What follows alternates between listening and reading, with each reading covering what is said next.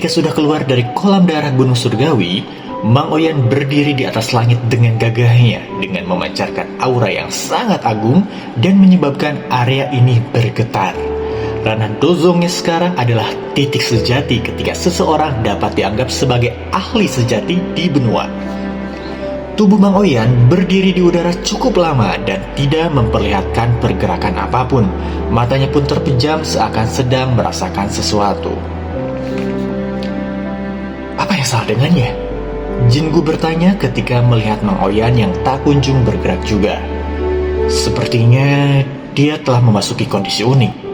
Jinsi pun dengan sedikit ragu berbicara. Jingu terkejut ketika mendengarkan hal ini. Meskipun kekuatannya lebih kuat dari Mang Oyan, dia tidak dapat melihat apa yang terjadi di tubuhnya. Tak lama kemudian, mata Mang Oyan akhirnya pun terbuka. Pada awalnya dia tidak yakin tentang apa yang sedang terjadi saat itu. Satu-satunya hal yang dia rasakan adalah kekuatan spiritual di dalam tubuhnya telah menjadi sangat sensitif dan dia berhasil menembus ke ranah Dozong.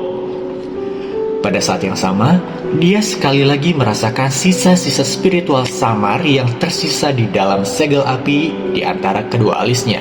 Segel api ini adalah sesuatu yang ditinggalkan gurunya yaitu Yao Lao ketika dia ditangkap oleh Aula Jiwa. Hal itu juga dia rasakan ketika dulu dia sedang menerobos ke kelas Do Huang.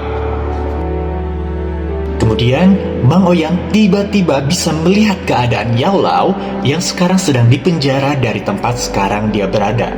Jejak spiritualnya pun bisa pergi ke tempat gurunya sedang berada.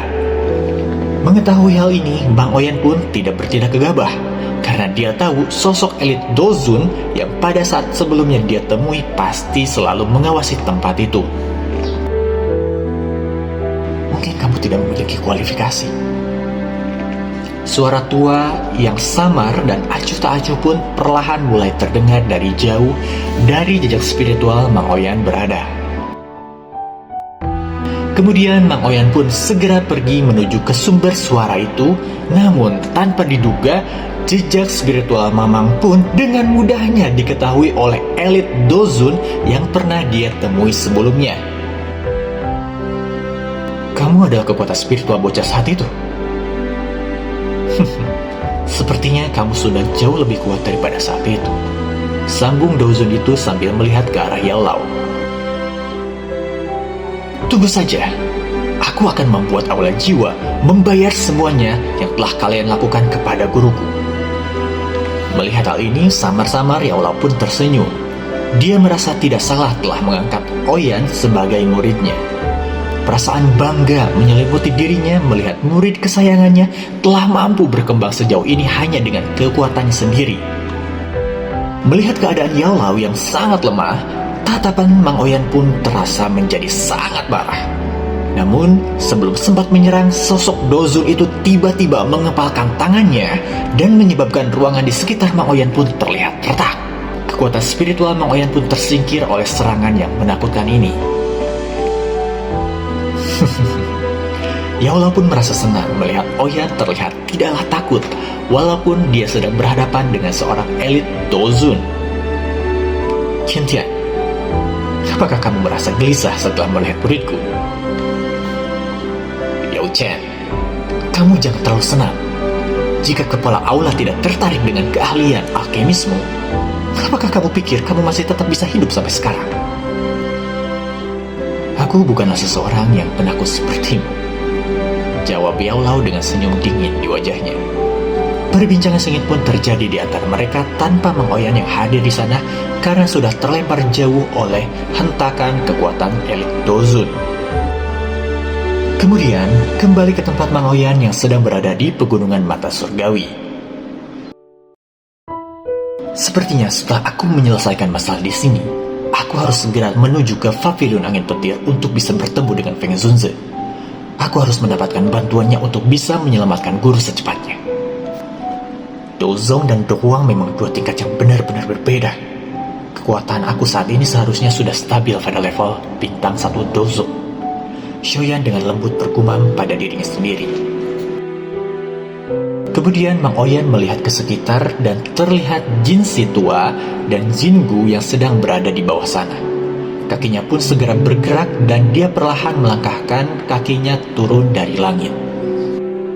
Hahaha, bocah kecil, selamat kau sudah berhasil menerobos granat Gozo. Aku hanya beruntung. Jika penatua Jinsi tidak memberi aku tempat pelatihan, kemungkinan aku akan sulit untuk bisa menerobos kerana ini. Jinsi pun tersenyum ketika mendengarkan hal ini. Dia berkata, walaupun demikian, kamu telah melampaui perkiraanku dengan tetap berada di kolam darah selama lebih dari 2 bulan. Bahkan, aku tidaklah berani untuk tinggal di sana dalam waktu yang sangat lama sepertimu.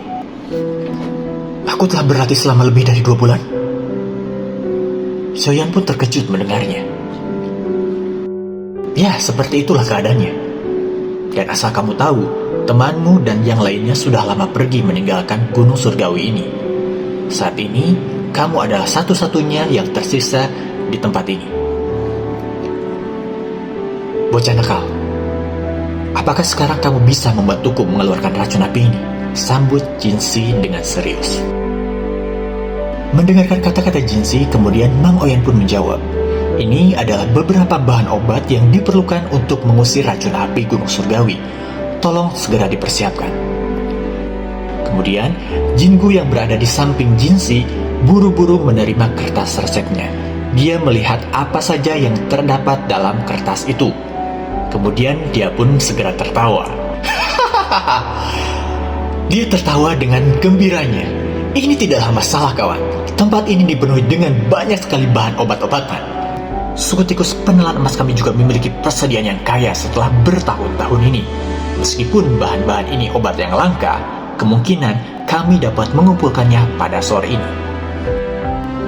Kemudian Jingu pun dengan cepat meninggalkan pavilion batu setelah menerima resepnya. Dia bergegas ke tengah gunung dan dia harus mempersiapkan semua bahan obat ini secepat mungkin. Bocah, suku tikus penelan emas kami walaupun bukanlah suku yang paling kuat, tapi kami sangat disegani di daratan ini.